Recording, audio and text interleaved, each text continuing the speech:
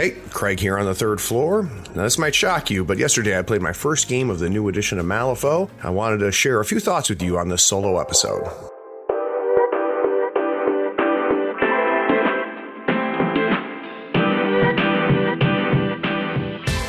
There are few things better than unplugging, stepping away from the screens, and sitting around a table to do battle with your friends. Every week, we bring you the latest strategies, tactics, and reviews on board games, card games, and miniature games like Malifaux. Whether you want to learn useful information on the games you already play or get insight on other games people are playing, you are in the right place. Welcome to the third floor and the Tabletop Talk broadcast.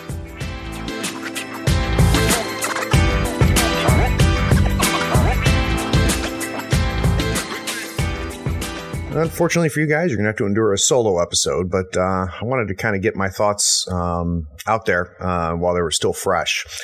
Yesterday, I actually played my first game of the third edition of Malifaux, which some of you might find a little surprising considering how much material Ray and I are putting out here on the third floor related to third edition Malifaux. But I had not actually played it yet. All throughout the beta, I watched it very closely, read everything, read a lot of the forums and the Facebook posts, our local chats. We had a lot of very active beta testers here local. So, nothing new to me, and I felt very in tuned with the game and its changes and iterations, but did not actually play myself. And I think the main reason for that is I have a hard enough time remembering rules and understanding things when things aren't changing every week. So let's first start off by tipping our hats to all of you out there that were actively participating in the beta. Because of you guys, I think we ended up with a really good game. You have more patience and bigger brains than I do. So I really appreciate all the work that you guys did out there that, helped with the beta. But anywho, I finally got my first M3e game in. Yesterday morning, I was kind of starting to feel ready to play. And around that time, Christian, one of the local henchmen out of the Greensboro area, was reaching out and said he was going to be here in the Raleigh area and wanted to get a game in. I love playing Christian. He and I always end up paired up against each other in tournaments, and every game we've ever played is good, despite the fact that he's a dirty Arcanist. And for those that don't know this already, that is the one faction that I hate the most. But I got the cards printed, and after work, drove down to the local store, and Christian and I got our first game in. And I just want to quickly lay down some of my initial thoughts about both the game and about the crews that we put on the table. So I brought Molly, and I'd never played Molly in second edition. Finally got her painted up, and was really anxious to put my freshly painted models up on the table. Very quickly, I had Molly, I had Archie, Philip and the Nanny, two of the Rabble Risers, which is the new name for punk zombies, two Crueligans, Forgotten Marshal, and a Necrotic Machine. So it was a completely thematic keyword list. And Christian brought Ramos from the Dead Man's Hand. I want to start off by, what my thoughts were on the game in general. First off, it definitely felt more streamlined. It seemed cleaner than second edition. Unfortunately, by the time the fourth or fifth book came out in second edition, things had gotten pretty overwhelming rules-wise. It seemed that every new model that came out kind of changed things, and the way the models interacted got more and more complicated. The game just felt cleaner. What was really shocking is Christian and I got there. Christian had played 5 or 6 M3e games. I'd never played one. And we set up our terrain, went through creating the pool, revealing our crews, deploying, and playing 5 rounds within 2.5 hours, which I think would have been a challenge in 2E. And we had no trouble doing it with the new rules. And I had never played it before. So I think that was very revealing just how streamlined things are. So hats off to the beta testers and designers on that. And it's hard to really explain it, but just everything seemed cleaner. I found the disengaging rules much better. The charges and the way that walks work, really liked the way that terrain was handled as far as the just simpler. I expected to be a little overwhelmed by, the new conditions and things like that. Really wasn't. Part of that's because I've been reading. Also partly because neither of these crews are really condition heavy crews or token heavy crews. I did have a hard time adjusting to the new pools. So the strategy was corrupted idols. And we had, of course, 5 schemes, which I don't remember off the top of my head. That was the hardest part for me because, it's one thing to read a strategy. It's another thing. And to read a scheme, it's a whole nother thing to actually play it. I had a hard time remembering the 2 ways to score in each of the schemes, what the requirements were. Ended up flubbing the second point on both of my schemes because I misread them. That's just newness, right? That's not a problem with the game. I do understand some of the feedback I've heard that it feels grindy. The new strats and schemes are not easy. I think it's a lot more difficult and challenging to figure out what schemes to take. I think that they require more thought, and none of that is a bad thing, in my opinion. And once I get used to the new strats and schemes and get a few under my belt, I have no doubt that grindy feeling will be less. I think the other thing that makes it feel more grindy is I think the game's deeper now in 3e than in 2e. Now, granted, I've only got one game under my belt, but it felt like every action, every activation really mattered a lot more than in 2e. I just did not find myself with throwaway moments where I was just like, well, this doesn't matter. That really only happened at the very end of turn 5 when, things had already been kind of figured out and points had pretty much been scored, and what had been stopped had been stopped. What had been scored had been scored. But boy, starting right on turn 1, things really mattered, and it took some more thought. And, one of the things I love about Malifaux is it's a skirmish game where you don't just go and kill things. You have to really plan things out and you have to react. And it just felt more like that. And most importantly, it felt like Malifaux. And I had a blast because I really missed playing. It's been a while since I've played. And God, I missed this game. So it was really nice to get back to playing it. The strategy was Corrupted Idols. And my first time playing it.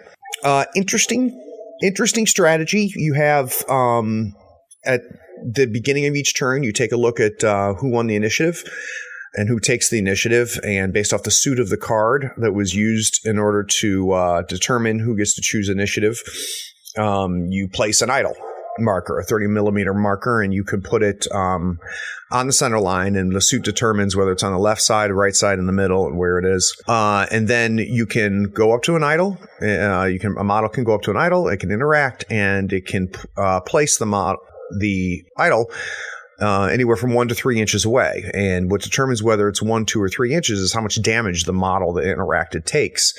It was not a good strategy for Molly. Molly does not have a lot of health. Her crew does not have a lot of health to give away. And there's some healing, but not a ton of healing. So I don't think I would take Molly into Corrupted Idols again, but it was a nice challenge to have kind of a bad strat matchup.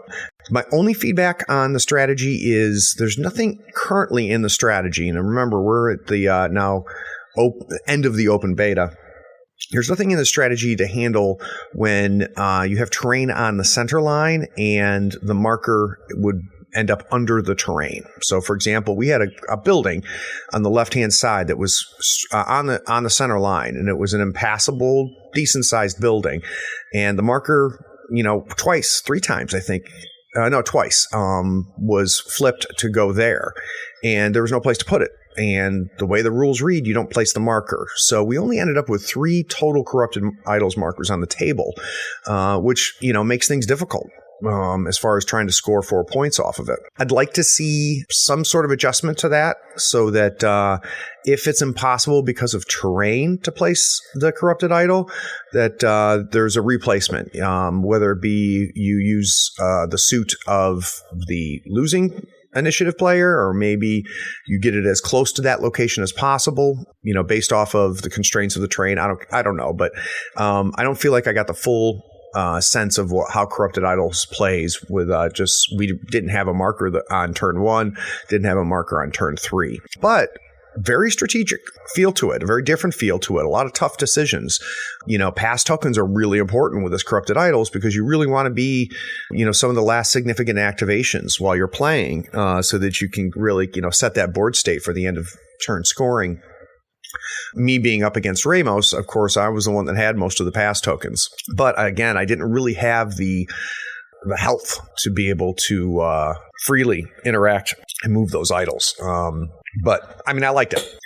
Some quick thoughts on Molly. The first thing I'll say is that I have never played a master in Malifaux that felt the way that this Molly crew felt. And that's really cool. It's really cool that she just felt different. And I don't mean different from how she played in 2e, because I never played her in 2e. I mean just felt different. She's, only has 10 health. Her only real defense is her Serene Continence, which puts enemy attacks on a negative. Christian never went in on her. Really, the only damage she took was from trying to move the idols towards the end of the game. She went down to 1 wound, but that's because I made two 3-inch pushes. I would worry about Molly in against a crew that had a lot of positive flips.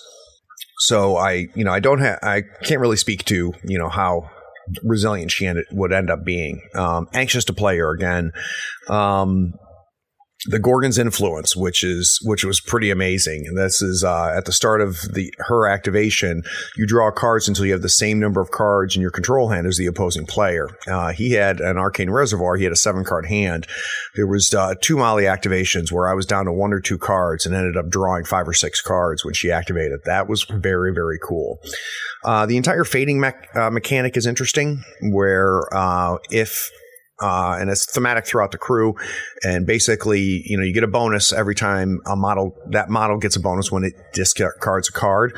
I leveraged a good bit of that. So I had a lot of focus running around. My rabble rousers, had 3-4 focus for most of the game, and they would use it and then gain it again. I'm interested to play it again so I can get a better feel for kind of the interactions of that fading mechanic, and I think I can be a little bit smarter about it to really leverage it some more. Her attack actions were, nothing really crazy. Her 1 more questions is interesting. On the stat 6, it's nice. It's got a built-in suit that allows you to end a condition to increase the damage by 1, which makes it a 2-4-5, which is not too bad. The other triggers are interesting. The Tome allows you to drop a ski marker. The Crow allows you to force the removal of a scheme marker on your side or on the target's side, or the target has to suffer 2 damage. So that was interesting. I never did the Disturbing Story attack, which ends up being 3 damage at a max,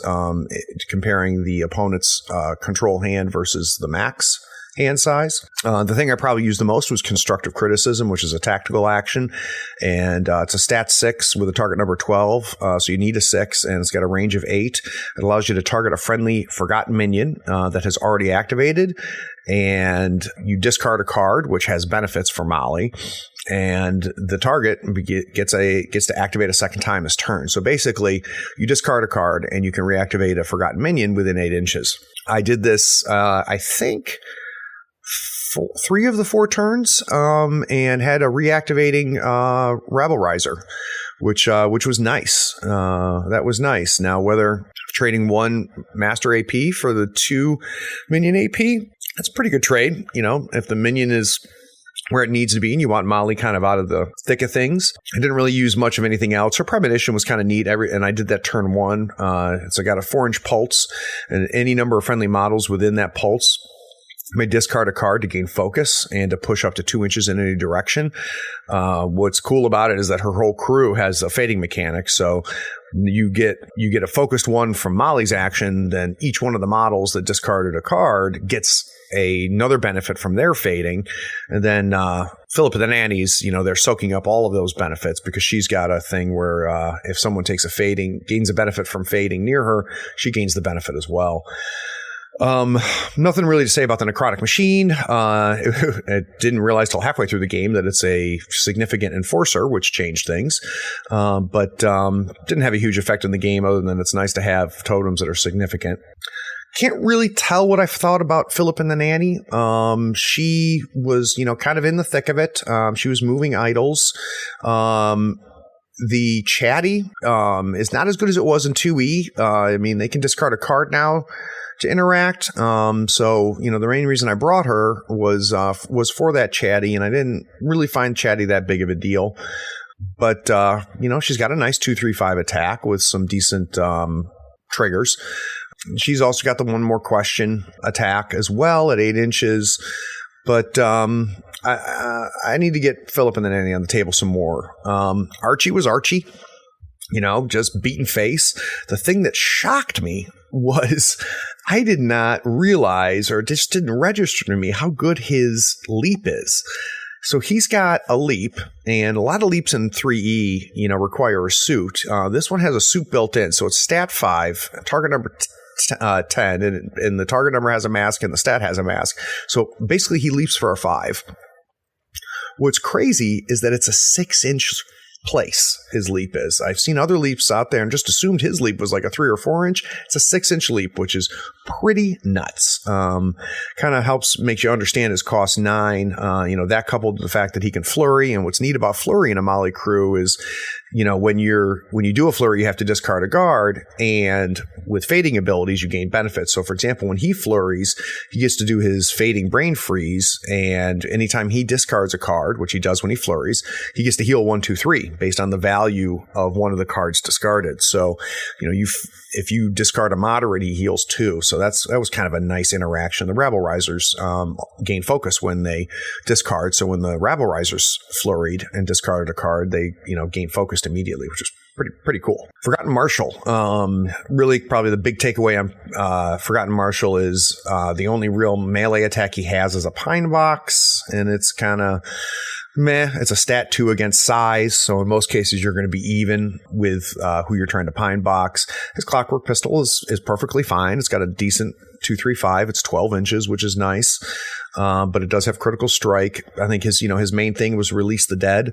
It's a stat 6, and the target number is 10 of crows plus the cost of a named model, and you get to summon a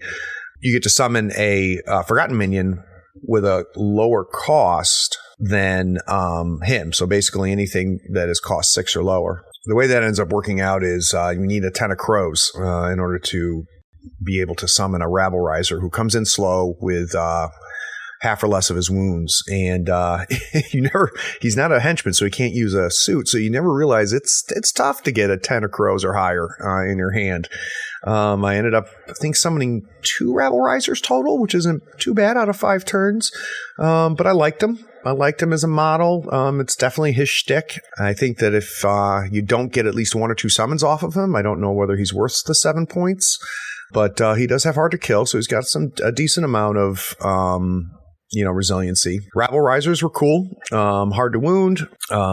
Blade Rush, which I never really played into, allows them to charge through other models, and they suffer 1 damage when they do. I talked about his Fading Misfit, which when he discards a card, he gains focus, and which of course it couples with the flurry. He's got a sword with a 1-inch range. It's got 2, 3, 4, which is not bad, with a critical strike not built in. And on a mask, he can take the action again on a different target.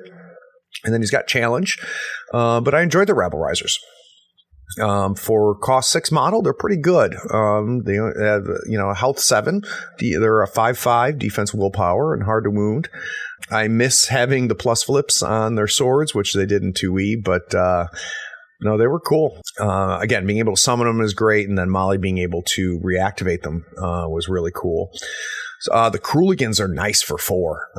They've got a fading footprints, so when they discard a card, they can remove an enemy ski marker within 2 inches of line of sight. That never came into play. The 2 inches is pretty restrictive. Hard to wound from the shadows. I think kind of their big thing is they're by your side, and that when the model activates, you can discard a card to place itself within 2 inches of a friendly non-minion forgotten. So there's some really nice mobility. I actually never ended up using that ability, partially because I forgot about it, and partially going back and looking at the game, I don't know if I would ever had a situation where I would have used it except for maybe turn 1. But I had him from the shadow, so I don't even think even turn 1 I would have used it. Some ski marker removal stuff on the back of the card, but I'd bring them again. I mean, they're 4 stones. So that that was the Mali crew. Talking very briefly about Ramos, tough matchup for Mali. Mali's big thing is if you take an action that you've already taken that turn and you're within her line of sight, you take 2 damage. So, for example, if you walk and then when you declare that second walk, Mali can see you, you're going to take 2 damage. So she really can grind you down and restrict your actions. The fact that Ramos's crew has a lot of armor really mitigated that. There's a big difference between taking 2 damage every time you repeat an action and only taking 1 damage when you repeat an action. So her Ramos with a heavy armor crew was kind of a tough matchup for Mali. Ramos, seemed like he was Ramos to me. His summoning felt similar. I will say that the pass token mechanic is outstanding. It really balances when you're going up against a summoner. I mean, come turn 3, 4, and 5, he had 4 or 5 more activations than I did. And, I was able to leverage those pass markers, which was great. And being able to pass the activations as well as really, I think I won initiative all turns 2 through 5 because of the pass markers I had. So hats off to the designers. Pass markers are really a great mechanic and a great way to kind of balance out activation control. I never felt overwhelmed by Ramos. I was happy that I got Howard Langston dead on turn 2 with a combination of attacks from Philip and a Rebel Riser and Archie. Archie fell soon after that because I really think I could have been a little bit smarter about the healing and kept him around a little bit more. But Archie's always been a hard-hitting, squishy model. And I was fine with that because Archie felt like Archie.